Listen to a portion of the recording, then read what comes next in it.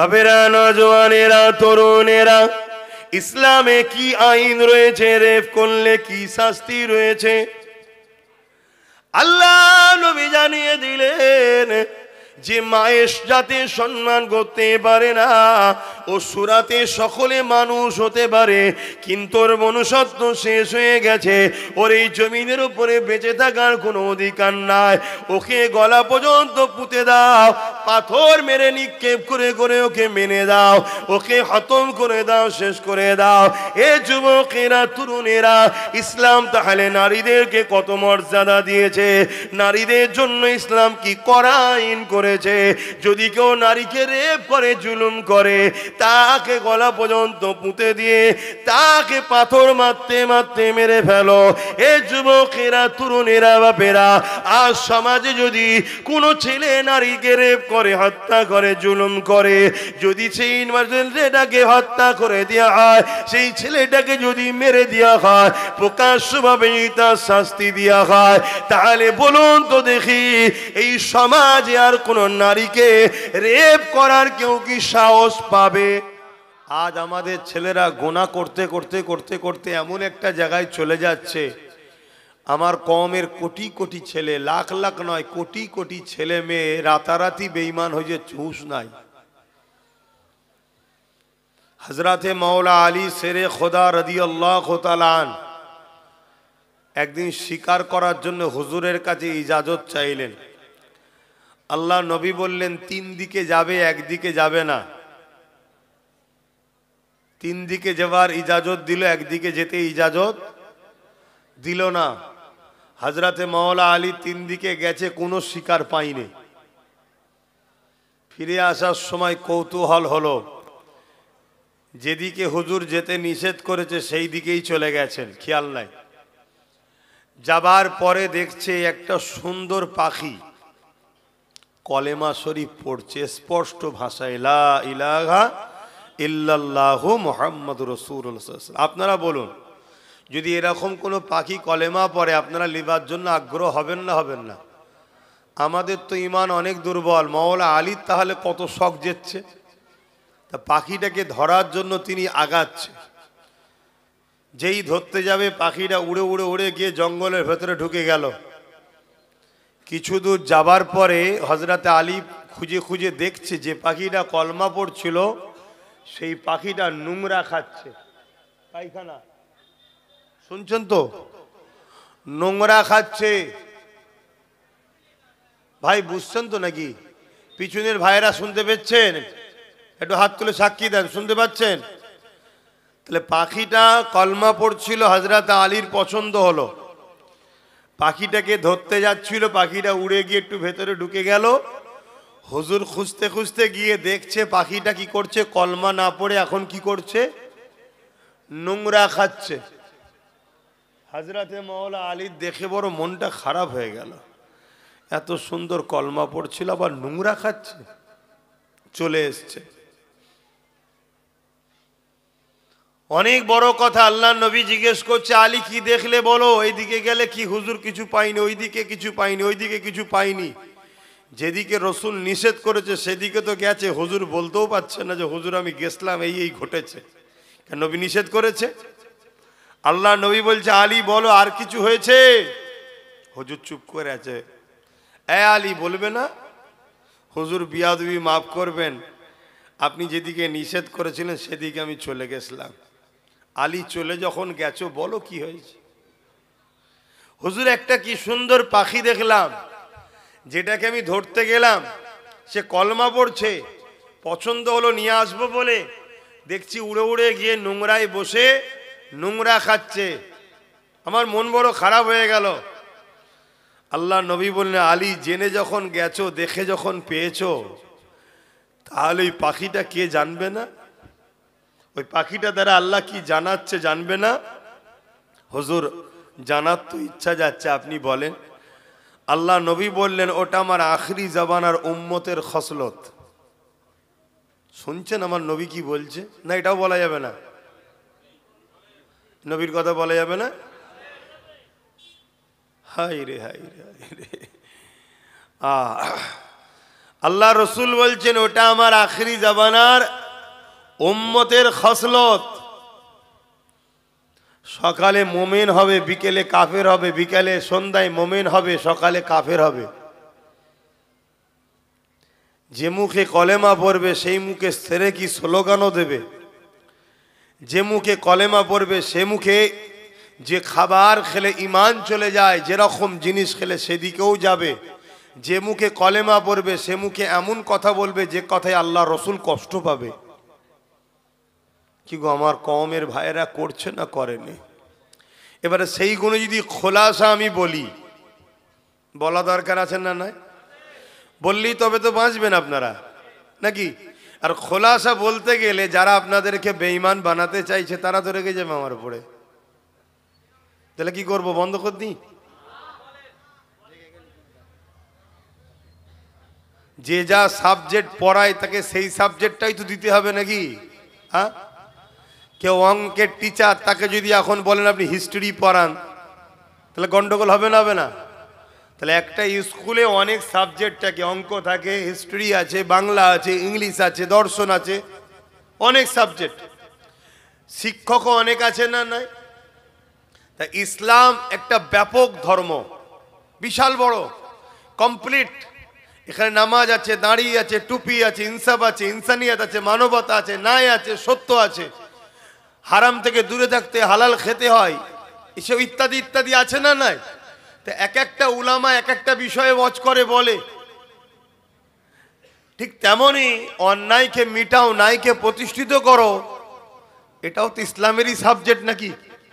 তা এটাও তো কেউ না কেউ পড়াতে হবে। কেউ যদি না পড়ায় আর কেউ যদি পড়ায়, সে তো ভুল সাবজেক্ট পড়াচ্ছে না। আপনি যদি বলেন আরো 10টা হুজুর আসে কত সুন্দর দাড়ি টুপি নামা রোজার কথা বলে যায়, এই হুজুরটা এলেই শুধু আরে আমার সাবজেক্ট তো দর্শন, আমার সাবজেক্ট তো হিস্ট্রি, আমার সাবজেক্ট তো ইংলিশ, আমার যেটা সাবজেক্ট আমাকে সেটা পড়াতে হবে তো নাকি? সমস্যা লিও না, বোঝো। তোমার একটা জলসা এলো কি গেল ওটা বড় বিষয় নয়। বড় বিষয় হলো তোমার কিছু ক্ষতি হচ্ছে না তো ভাবো। আল্লাহ নবী কত কষ্ট করে ইসলামকে কায়েম করেছে, সেই ইসলামের ওপরে প্রেম, এটাও তো আমাদের ঈমান। হ্যাঁ, হালকা বয়সে মানতে পারছি না, নামাজ কাজা করে ফেলছি, রোজা কাজা হয়ে যাচ্ছে, হজ করতে পারিনি ঠিকভাবে, দান খায়রাত শরিয়াত অনুযায়ী চলা, গান শুনে ফেলছি, সিনেমা দেখে ফেলছি, যাত্রা দেখে ফেলছি, হাতটাকে মাফ করো জেনাও পর্যন্ত করে ফেলছে, বড় বড় পাপ, মদ খেয়ে ফেলছে, বড় বড় পাপ স্বীকার করছি, আল্লাহ মাফ করুক। এরপরও কাঁদলে তওবা করলে মাফের দরজা কিন্তু খোলা আছে, বন্ধ নয়। জোরে বলুন সুবহানাল্লাহ। কিন্তু কোরআন, নবী, আল্লাহ, ইসলাম, এই চারটের বিরুদ্ধে আঘাত করা বা এই চারটেকে ক্ষতি করা, চেষ্টা করা বা চেষ্টাকারীদের সাথ দেওয়া, এখানে কি ঈমান থাকে? এটা তো বুঝাতে হবে নাকি? এটা তো রেড জোন। সারা জীবন নামাজ পড়লে পরেও যদি 72 দলে জাহান্নামে যেতে হলো, নামাজ পড়ে কি লাভ হলো? সারা জীবন রোজা রাখলে রেখেও যদি 72 দলে জাহান্নামে যেতে হলো, ও রোজা রেখে কি লাভ? হজ করে করে অর্থ শেষ করে ফেললে এরপরেও যদি জাহান্নামে যেতে হয়, ও হজ করে কি লাভ? আমি কি হজ করছি বুঝছেন তো? আমি এইটাই বুঝাতে চাইছি, যাহারে আমার নবী অনেক কষ্ট করেছে। আজ দেগঙ্গার মানুষ বড় সহজে দিন ইসলামকে পেয়েছেন। জন্ম নিয়ে আমরা মসজিদ দেখেছি, মাদ্রাসা দেখেছি, জন্ম নিয়েই আমরা আলেম ওলামাদের শুনছি, জন্ম নিয়েই আমরা কোরআন তেলাওয়াতের আওয়াজ পাচ্ছি, আমরা এমন করে আজানের আওয়াজ পাচ্ছি। কিন্তু মনে রাখবেন, এই কোরআন আপনার গ্রামে, এই গেলাবাড়িতে এত সহজে আসেনি। এই কোরআনিয়া মাদ্রাসা তৈরি করেছেন এত সহজে কোরআন আপনার গ্রামে আসেনি, এত সহজে নামাজ, এত সহজে আজান, এত সহজে মসজিদ, এত সহজে দিন ইসলাম আপনার এলাকাতে আসেনি। ইতিহাস গাওয়া দিয়ে দিচ্ছে, হাজারো নয় লাখো লাখো মায়েরা সন্তানেরা হয়েছে, লাখো লাখো বোনেরা বিধবা হয়ে গেছে, লাখো লাখো সন্তানেরা এতিম হয়ে গেছে। এরপরে তোমার আমার এলাকায় আল্লাহর দিন ইসলাম পেয়েছি। এত সহজে হয়নি, সহজে পেয়েছি বলে আমাদের গুরুত্ব নেই। ইতিহাসের পাতা সাক্ষী দেয়, একটুখানি সামান্য ভাষান্ত বক্সে, আল্লাহ নবী যখন দিনের কথা বলতে লাগলেন,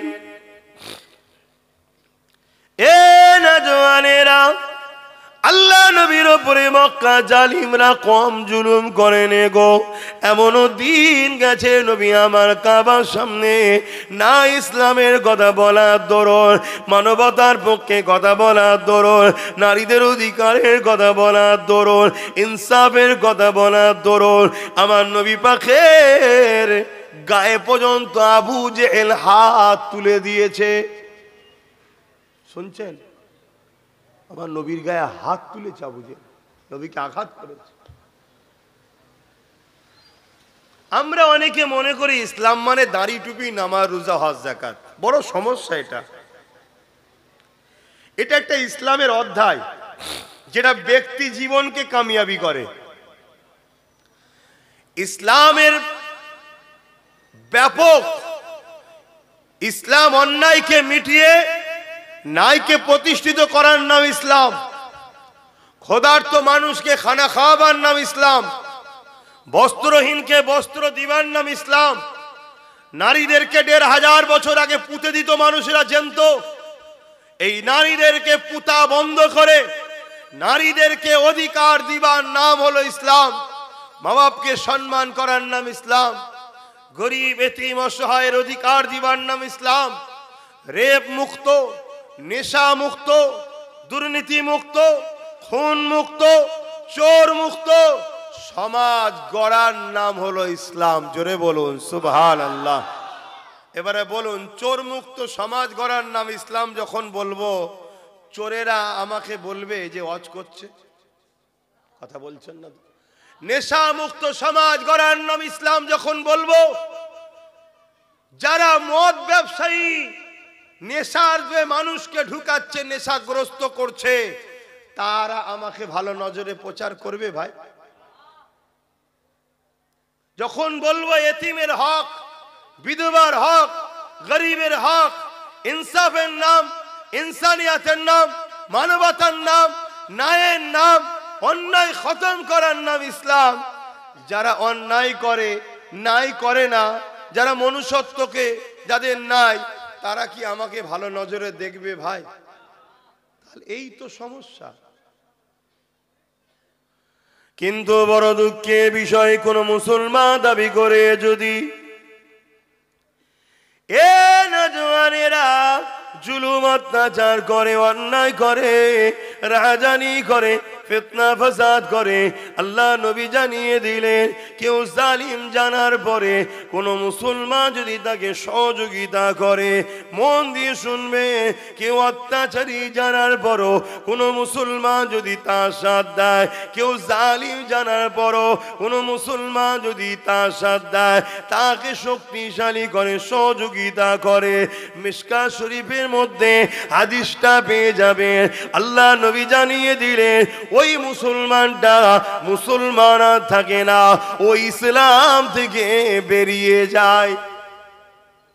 শুনছেন? এটা বলতে হবে না, হবে না? বলুন, বলতে হবে না? নাই নামাজ পড়ে রোজা রেখে যদি জালিমের সাথ দিয়ে ইসলাম থেকে বেরিয়ে যেত, ও নামাজের কি নাম?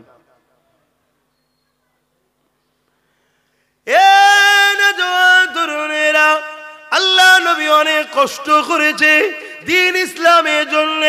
আল্লাহ নবী মক্কা জমিনে এসে যখন বলল লা ইলাহা ইল্লাল্লাহু আনা মুহাম্মাদুর রাসূলুল্লাহ, আল্লাহ ছাড়া কোনো ইলাহ নাই, আমি মুহাম্মদ আল্লাহর প্রেরিত রাসূল।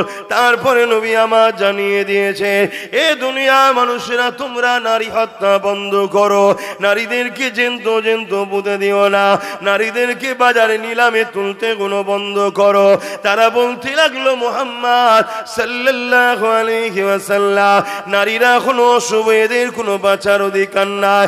আল্লাহ নবী জানিয়ে দিলেন, না না না, নারী হলো অশুভ নয়। যদি কারো সংসারে প্রথম কন্যা সন্তান হয়, এর মানে ওই নারীর বাবাকে আল্লাহ জান্নাতে সংবাদ দিল। তরুণেরা, আল্লাহ নবী আরো জানিয়ে দিলে, কারো ঘরে যদি পর পর একটা দুটো তিনটে কন্যা সন্তান হয়, ওই তিন কন্যার বাবা যদি ওই কন্যাগুলোকে নিয়ে বেজার না হয়ে আল্লাহ দেয়া নিয়ামত মনে করে লালন পালন করে বড় করে দিয়ে নিকাহ বিবাহ দিয়ে দেয়, আমি রাসূলুল্লাহ জানিয়ে দিলাম, ওই তিন কন্যার বাবা আর আমি রাসূলুল্লাহ। আল্লাহ নবী দুটো আঙুল তুলে দেখাচ্ছে, যেমন পাশাপাশি রয়েছে ওই তিন কন্যার বাবা আর আমি রাসূলুল্লাহ, আল্লাহ পাকের জান্নাতে পাশাপাশি থাকিব। আরো জোরে বলুন সুবহান। এগুলো বলবো তো নাকি? আজকে নারীদের উপরে জুলুম হচ্ছে না হয়নি? প্রতিদিন পেপার খুলে দেখুন, নারীদের ঘরে রেপ করা হচ্ছে। বাচ্চা বাচ্চা বাচ্চা বাচ্চা কন্যা সন্তানরাও নিরাপদ নয়। বলুন বলুন, আমি ভুল বলছি? তাহলে যে সমাজে নারীরা রেপ হয় আর হাজার হাজার পুরুষ এটাকে রুখতে পারে না, এগুলো কি পুরুষ? কথা বলছে না তো? তাহলে এই সমাজ ব্যবস্থাকে মিটিয়ে দিয়ে নারীদের রেপের হাত থেকে বাঁচানোর সমাজ গড়ার নাম ইসলাম, হ্যাঁ কি না? জোরে বলেন। তাহলে এই যে সমাজ ব্যবস্থা যারা চালাচ্ছে, তারা যখন নারীদের নিরাপত্তা দিতে পারেনি, তাহলে এরা নারীদের বিরুদ্ধে, তাই তো নারী নিরাপদ পাচ্ছে না। কথা বলছে না তো? তাহলে এদের বিরুদ্ধে বলা দরকার আছে না না? যেমন আপনাদের উত্তর 24 পরগনায় ব্যারাকপুর ভাটপাড়াতে কোন একজন বলছে ইসলামে নাকি রেপ করাটা পাপ নয়। কথাটা ঠিক বলেছে না ভুল বলেছে? তাহলে নাউজুবিল্লাহ বলুন। এখন বলুন, ওর বিরুদ্ধে বলা দরকার আছে না না? কেন বলবো? বলুন কেন বলবো? একটু কথা বলছি বলে খারাপ লাগছে? কেন? ও যেটা বলেছে ইসলামের নামে মিথ্যাচার, একটা অসত্য কথা বলেছে, এবং যে বলেছে তার দলের অনেক নেতা মন্ত্রীর নামে রেফের মামলা আছে। শুনছেন? তারা যেসব জায়গায় শাসন চালাচ্ছে সেসব জায়গায় কন্টিনিউ নারীরা রেপ হচ্ছে, তারা রুখতে জোরে বলে পারে না, এবং ইসলামের নামে তারা মিথ্যাচার করছে। তাহলে ইসলামের একজন প্রচারক হিসাবে আমার কি দায়িত্ব নয় খুলে আম মাইকে মুখ দিয়ে সবাইকে ঘোষণা দেওয়া যে এ মানুষ নয়, এ মানবরূপী একটা পশু? কেন এ মিথ্যা কথা বলছে, এ সত্য কথা বলেনি, এ সমাজে ফিতনা লাগাচ্ছে, এই ইসলামকে অপমান করছে, এই ইসলামকে খাটো করছে, এই ইসলামের দুশ্মন, এই ইসলামকে বদনাম করে ইসলামকে মিটাবার চেষ্টা করছে, এটা সমাজে বলা নাই হবে না অন্যায় হবে? তাহলে এই জন্যই তো প্রচার করি। বাপেরা, নওজওয়ানেরা, তরুণেরা, ইসলামে কি আইন রয়েছে, রেপ করলে কি শাস্তি রয়েছে আল্লাহ নবী জানিয়ে দিলেন। যে মায়ের যাতে সম্মান করতে পারে না, ও সুরাতে সকলে মানুষ হতে পারে, কিন্তু ওর মনুষ্যত্ব শেষ হয়ে গেছে, ওর এই জমিনের উপরে বেঁচে থাকার কোনো অধিকার নাই। ওকে গলা পর্যন্ত পুঁতে দাও, পাথর মেরে নিক্ষেপ করে করে ওকে মেনে দাও, ওকে খতম করে দাও, শেষ করে দাও। এ যুবকেরা, তরুণেরা, ইসলাম তাহলে নারীদেরকে কত মর্যাদা দিয়েছে, নারীদের জন্য ইসলাম কি কড়া আইন করে করেছে। যদি কেউ নারীকে রেপ করে, জুলুম করে, তাকে গলা পর্যন্ত পুঁতে দিয়ে তাকে পাথর মারতে মারতে মেরে ফেলো। এ যুবকেরা, তরুণেরা, বাপেরা, আজ সমাজে যদি কোনো ছেলে নারীকে রেপ করে, হত্যা করে, জুলুম করে, যদি সেই ছেলেটাকে হত্যা করে দেওয়া হয়, সেই ছেলেটাকে যদি মেরে দেওয়া হয়, প্রকাশ্যভাবে তার শাস্তি দেওয়া হয়, তাহলে বলুন তো দেখি, এই সমাজে আর কোন নারীকে রেপ করার কেউ কি সাহস পাবে? এই যে অস্টা করছে, এটা ইসলামের পক্ষে করছে না বিরুদ্ধে? আমি সব জিজ্ঞেস করছি কেন, বুঝতে পারছি? অসুবিধা হচ্ছে? একটু কথা বলতে হবে, একা একা ভাল লাগছে না।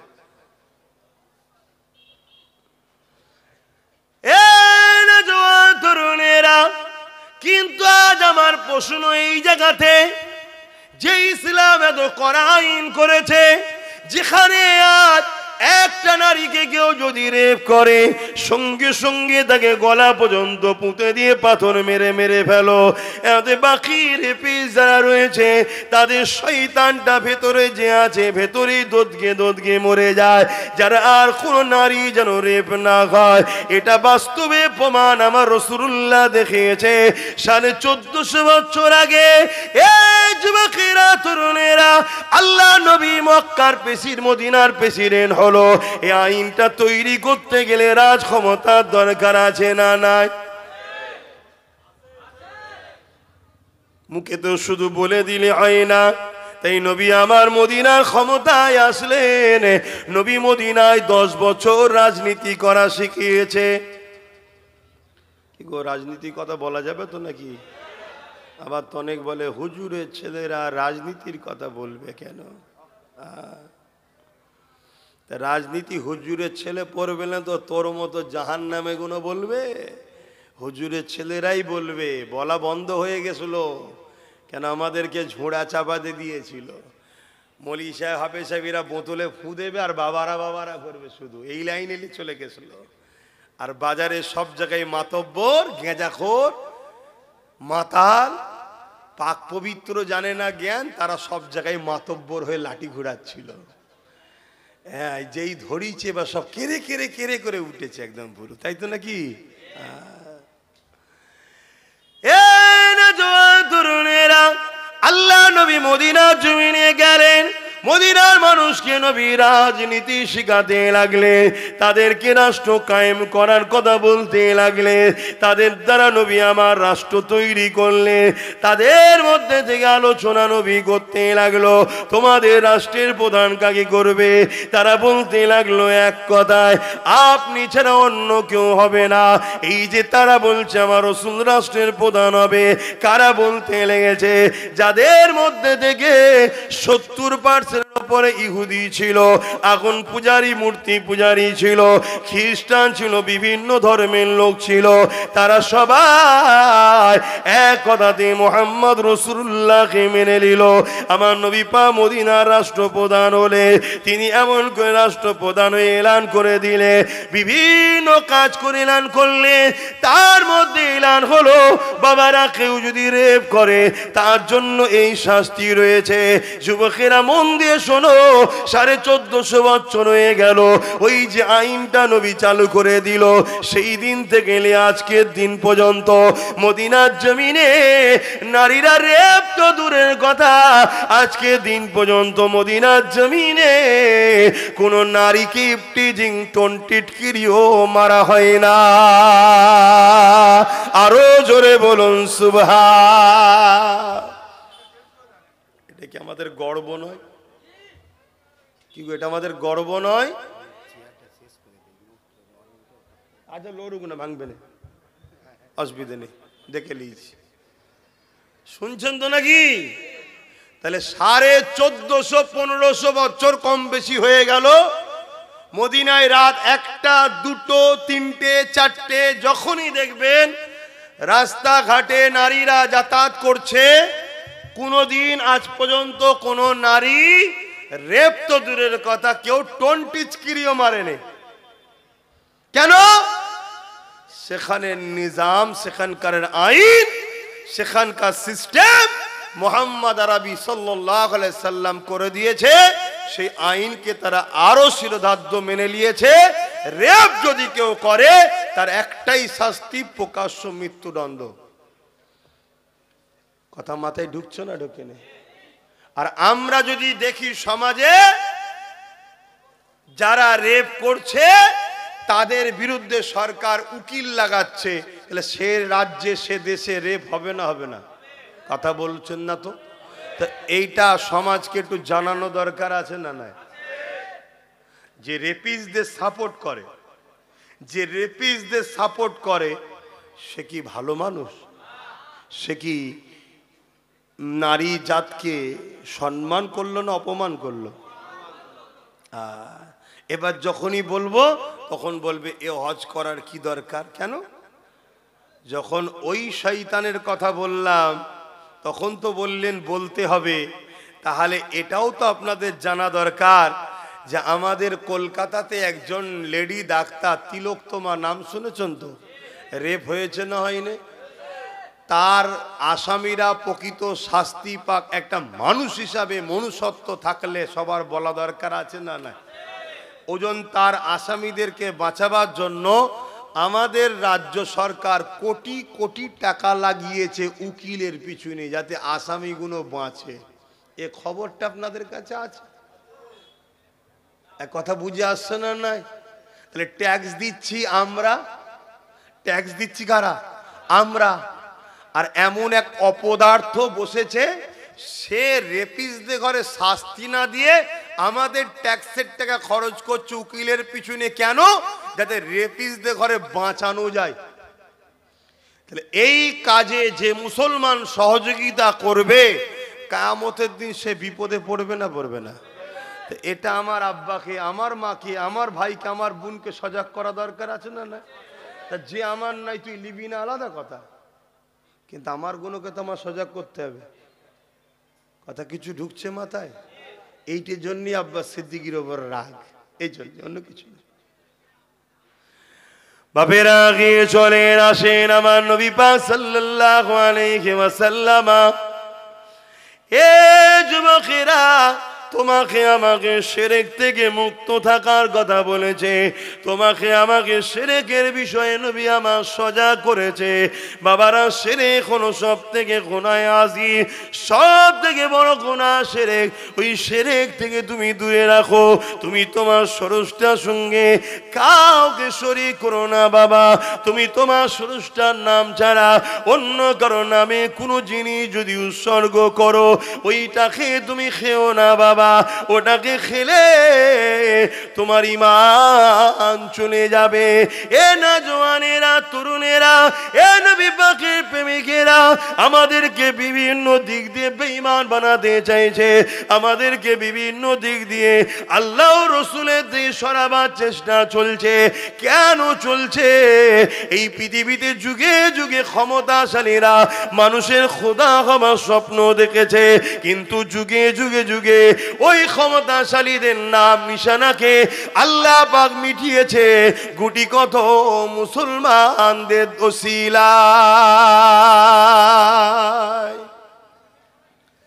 এ নওজওয়ানেরা, ফিরআউনকে আল্লাহ মিটিয়ে দিয়েছে সামান্য মুসলমান, গুটি কত মুসলমানের দ্বারা। এ যুবকেরা, নমরুদকে আল্লাহ মিটিয়েছে গুটি কত মুসলমানের দ্বারা। বদরের জমিনে আবু জেহেল, উতবা, সাইবার মতো বিশাল বাহিনীকে আল্লাহ পাক নেস্তেনাবুদ করে দিয়েছে গুটি কত মুসলমানের দ্বারা। মাত্র 313 জন ছিল, এদের হাতে কারো অস্ত্র ছিল না, অথচ আবু জেহেলের সংখ্যা 1000 ছিল, তাদের হাতে অস্ত্র ছিল, তারা উট ঘোড়ার পিঠে চেপে এসেছিল। আর এই গুটি কত মুসলমান 313 জন যিনারা ছিলেন, ইনাদের হাতে খাজুরের ডাল ছিল। ইতিহাস আপনারা সবাই জানেন। এ যুবকেরা, তরুণেরা, বাপেরা, ওই লড়াইয়ের ময়দানে কাতার ঠিক হতে লেগেছে। ওই কাতারের মধ্যে দুটো ছোট ছোট বাচ্চা দাঁড়িয়ে রয়েছে। আল্লাহ নবী ওই দুটো বাচ্চার কাছে আগিয়ে গেল, যাবার পরে দেখতে লেগেছে ওই বাচ্চা দুটো পায়ের মোড়াগুলোর ওপরে ডিঙি মেরে বলে মাথাটাকে একটু তুলতে লেগেছে। কেন রাসূলুল্লাহ বলেছে বাচ্চাদের, বুড়োদের আর নারীদের লড়াইয়ের ময়দানে যেতে নেই এবং এদের ওপরে জুলুম, এদের ওপরে হামলাও করতে না। এই যুবকেরা, তরুণেরা, এই দুটো বাচ্চা মনে করতে লেগেছে আমরা ছোট ছোট বাচ্চা, আল্লাহ নবী আমাদেরকে নাও নিয়ে যেতে পারে। এই জন্যে পায়ের বোড়াগুলোর ওপরে ভর দিয়ে, পায়ের উংলিগুলোর ওপরে ভর দিয়ে ডিঙি মেরে ঠেলে মাথাকে হাইট করতে চাইছে, যাতে রাসূলুল্লাহ মনে করে এ কোনো বড় আমাদেরকে চান্স দিয়ে দেয়। একবার ভেবে দেখো যুবকেরা, তুমি আমি কি করতে লেগেছি। আর সেদিনের মক্কা মদিনার ছোট ছোট বাচ্চাগুলো তারা কি করেছে একবার তোমাকে আমাকে ভাবতে হবে। তুমি আমি লাঠি ধরেছি ইসলাম বিদ্বেষীদের জন্য, তুমি আমি মারপিট করছি ইসলাম বিদ্বেষীদের জন্য, তুমি আমি নিজের কওমের ঘর ভাঙছি ইসলাম বিদ্বেষীদের জন্য, তুমি আমি মুসলমানকে মিথ্যা কেস দিচ্ছি ইসলামের দুশমনের জন্য, তুমি আমি জনসমাজের মধ্যে মস্তানি করছি। সামান্য ভিক্ষা দেবে জালিম ইসলামের দুশমনেরা, তাদের জন্য আজকে করতে লেগেছি। মনে রেখে দিও, তোমার দ্বারা প্রথম আমাকে মিটানো হবে, তারপরে যখন আমি মিটে যাব তোমার পালা আসবে, সেও কিন্তু তোমাকে মিটিয়ে দেবে। শুনছেন তো? মীর জাফর নাম শুনেছেন তো? প্রথম তাকে দিয়ে সিরাজউদ্দৌলাকে মিটালো। কেন সিরাজউদ্দৌলা পর্যন্ত পৌঁছানো সম্ভব হচ্ছিল না ব্রিটিশদের, তাই মীর জাফরকে দিয়ে সিরাজউদ্দৌলাকে প্রথম মিটিয়ে দিল। সিরাজউদ্দৌলা যখন শেষ, ক্ষমতায় চলে এলো ব্রিটিশ মীর জাফরকে ডেকে বলছে, হারা তুই যদি তোর জাত ভাইকে মারতে পারিস তা আমাদেরকে কি আর ছেড়ে দিবি সুযোগ পেলে? কামানের সামনে দাঁড়িয়ে ওকে মেরে দিল। জিসাম মুসলমানরা, আজকের এই ব্রিটিশদের দালাল, এদের সাথ দিচ্ছ, এই জালিমদের সাথ দিচ্ছ, মনে রেখে দিও এদের দ্বারা তোমাদের ঘরে যে ইরা আমাদের পিছনে লড়াচ্ছে, আমাদের উপরে হামলা করাচ্ছে, আমাদেরকে গালিগালাজ দিয়াচ্ছে, যেদিন মিটে যাব আমরা সেদিন মনে রাখবে এরা তোমাদেরকেও আর প্রয়োজন। কথা মাথায় ঢুকছে? এখনো বোঝো। কেননা দুনিয়া সবার লক্ষ্য ইসলামকে মিটাতে হবে, দুনিয়া সবার লক্ষ্য আল্লাহ দিনকে মিটিয়ে দিতে হবে। তাই যুবকদেরকে একটু বুঝাই আমি, কেননা তোমার আমার দায়িত্ব রয়েছে কিয়ামতের দিনে আল্লাহ পাকের কাছে জবাবটা দিতে হবে। ওরে আমার বান্দারে, হাত দিয়েছিলাম আমি, এই হাতে তুই কি করেছি বল। ওরে আমার বান্দারে, পা দিয়েছিলাম আমি, এই পায়ে তুই আমার জন্য কি করেছি বল। ওরে আমার বান্দারে, জবানে কথা দিয়েছিলাম আমি, এই জবানে আমার জন্য কি করেছি বল। আজ মুসলমানের ঘরে ছেলেরা এই হাত দিয়ে মসজিদ তৈরি করা তো দূরের কথা, এই হাত দিয়ে মাদ্রাসাকে বাঁচানো তো দূরের কথা, যারা মসজিদ মাদ্রাসাকে মিটিয়ে দিচ্ছে মুসলমানের ঘরে ছেলেরা তাদের ঝান্ডা ধরে ঘুরে বেড়াচ্ছে, তাদেরকে শক্তিশালী করার জন্য তাদের হয়ে মারপিট করতে লেগেছে। মনে রেখে দিও কিয়ামতের দিন আল্লাহ পাক কিন্তু তোমাকে এই হিসাবটা নেবে, ছাড়বে না। এই কথাগুলো আমার কমকে ভাবানো দরকার আছে না নাই? আজকে মাদ্রাসা ভাঙা হচ্ছে না হয়নি? কথা বলুন, কারা ভাঙছে? কথা বলছে না। কারা ভাঙছে বলবেন? এই তো বললেন ভাঙা হচ্ছে, কারা ভাঙছে? কেন্দ্রের বিজেপি সরকার মাদ্রাসা ভাঙছে, ভাঙছে না ভাঙেনি? কথা বলছো না তো? আর আমাদের রাজ্য সরকার মাদ্রাসা বাঁচাচ্ছে তো, কথা বলছে না? না ইনার বিষয়ে বলা যাবে না, ইনি ভাঙে ভাঙুক নাকি? কেন ইনি আমাদেরকে তো কিছু ভিক্ষা দেয়, অতএব মাদ্রাসা ভাঙে, ভাঙুক যাকে। ও আমাদেরকে দেয় না, ও কেন ভাঙবে? ও যদি ভিক্ষা দেয় ভাঙে, ভাঙবে, অসুবিধে নেই, এরকম ব্যাপার নাকি? এই না জওয়ান তরুণেরা, যারা আমার মাদ্রাসা দুশমন, তারা আমাদের দুশমন, যারা আমার মসজিদের দুশমন তারা আমার দুশমন। এই আকীদা আমাদেরকে তৈরি করতে হবে। দুনিয়াদারি চলতে গিয়ে একে অপরকে সাথ দিচ্ছি দেবে আলাদা বিষয়, ততক্ষণ পর্যন্ত বন্ধুত্ব থাকবে, ততক্ষণ পর্যন্ত সম্পর্ক থাকবে, যতক্ষণ পর্যন্ত তুমি আমার দ্বীনের বিরোধী না করবে। তুমি মানবে না মানবে এটা তোমার ব্যাপার, তুমি বুঝে নেবে, কিন্তু তুমি আমার দ্বীনের বিরোধী করছো কেন? তুমি যদি নাও মানো, মানুষ হিসাবে তোমার সঙ্গে আমি মিশবো, কিন্তু আমার দ্বীনের বিরোধী যদি করো তাহলে তোমার সঙ্গে আমার মিশা সম্ভব না। কেননা রাসূলুল্লাহ জানিয়ে দিয়েছে, অন্যায় দেখলে হাত দিয়ে রোখো, হাতে যদি রুখতে না পারো মুখ দিয়ে প্রতিবাদ করো, মুখ দিয়ে যদি প্রতিবাদ করতে না পারো অন্তর থেকে ঘৃণা করে লাও। এ যুবকেরা, তরুণেরা, বাপেরা, তাহলে আজকে কেউ মাদ্রাসা ভাঙবে, কেউ মসজিদ ভাঙবে, কেউ মাদ্রাসা শিক্ষা বন্ধ করে দিয়ে ইসলামের শিক্ষা কেন্দ্র, ইসলামের ভান্ডার যেখানে, সেই কেন্দ্রগুলোকে যারা মিটাতে চাইবে এদেরকে হাত দিয়ে রুখা দরকার আছে না? না, আল্লাহ নবী বললেন হাত দিয়ে রুখতে, যদি হাত দিয়ে রুখতে না পারো মুখ দিয়ে প্রতিবাদের দরকার আছে না? না, যদি মুখেও প্রতিবাদ করতে না পারো আল্লাহ নবী বললেন অন্তর থেকে ঘৃণা করে দূরে সরে যাও। যদি ঘৃণা করে দূরে সরে যাবার কথা নবী আমার যখন বললেন, আল্লাহ নবী বললেন এই ঈমানটা হলো বড় দুর্বল। কোন ঈমানটা দুর্বল? অন্তর থেকে ঘৃণা করে সরে যাওয়া, কিন্তু ঈমান আছে, কিন্তু দুর্বল ঈমান। তাহলে এ ক্যাটাগরির ঈমান কি?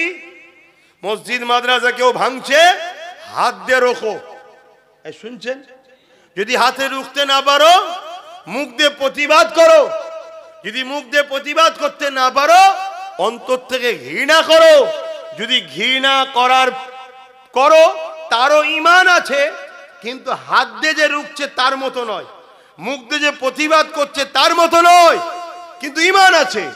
কিন্তু কেউ যদি হাত দো প্রতিবাদ না করে, মুখ দো প্রতিবাদ না করে, অন্তর থেকে ঘৃণা না করে মসজিদ মাদ্রাসা দুশ্মনকে সাপোর্ট করে, তার কি ঈমান আছে? এই কথাটা আব্বাস সিদ্দিকীর বলাতে অনেকের কষ্ট হচ্ছে। কার? মুসলমানের। তাহলে এ মুসলমানটা মোমেন না মুনাফিক? এই যে হাতের তালুতে ঈমান রাখা, আগুন রাখার থেকে কষ্ট।